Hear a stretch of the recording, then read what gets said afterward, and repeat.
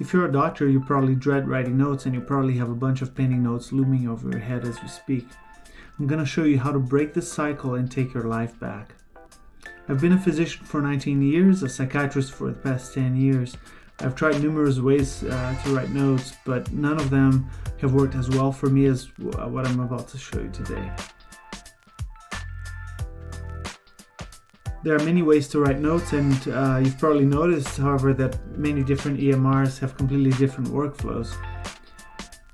Most have some kind of way to customize your notes or write templates. Epic is probably the worst offender. It does everything, and that's precisely why it's so bad. It's bloated and it's impractical. But what about all the time you invest in one place, then you change jobs and you can't bring it over to your new job, even if they use the same EMR? Even if you go to a place that uses Epic, for example, to another job with the same EHR, it's very difficult to transfer all your customizations, and many times it's impossible.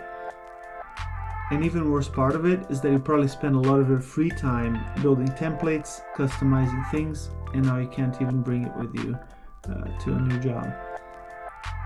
What if you work different jobs, which many of us do, and even worse, they make you use different systems? Then what are you going to do? You're going to develop a completely different workflow for each place? I don't think so. Since it's very likely that you will work in different places in your career, don't duplicate your efforts and eliminate your learning curve. You can achieve this by establishing a workflow that is completely independent of whatever EHR you're forced to use. I want to be the most efficient and flexible, so I'm never tied down to someone else's imposition for what platform to use. The goal is basically to generate text in the most efficient way you can and then paste it in a single field in your EHR. Here are a few ways to generate your notes. You can create text or Word documents using a text replacement program for speed, and some of them even allow you to create your own forms. The other thing you can do is to use the form building feature in Word.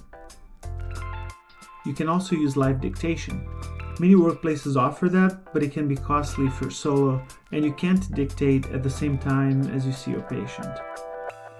You can also use Dragon or some other voice recognition technology, if you don't mind taming your Dragon.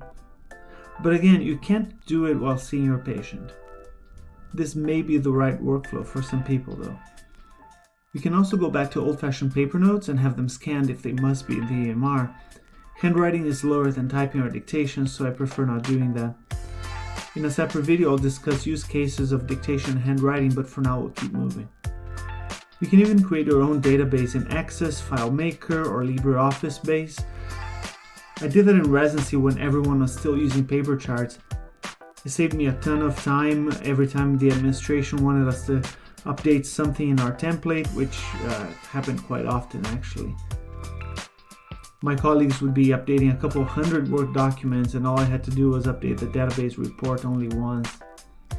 This is not for the faint of heart though.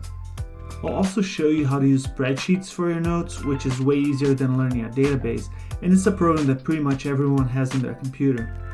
You can use Excel, LibreOffice, or even Google Sheets.